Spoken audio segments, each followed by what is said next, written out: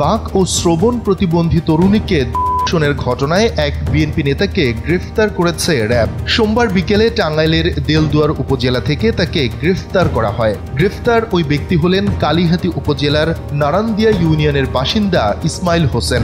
তিনি ওই ইউনিয়নের ২ নং ওয়ার্ড বিএনপির সাধারণ সম্পাদক ছিলেন। জানা যায়, ধর্ষণের ফলে ওই তরুণী প্রায় ৬ মাসের অন্তঃসত্ত্বা হয়ে পড়েন।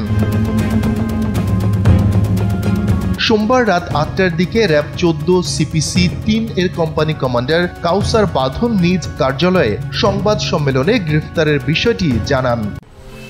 ১০ বছরের যাত্রা তো কেবলই শুরু। একসাথে গ্রো করার এই জার্নি চলুক আগামীতেও। পাঠাও 10 years of growing with you। ধর্ষণের বিষয়টি জানাজানি হলে ইসমাইল হোসেনকে গেল শুক্রবার জেলা বিএনপির পক্ষ থেকে বহিষ্কার করা হয়। এরপর থেকে ইসমাইল পলাতক ছিলেন।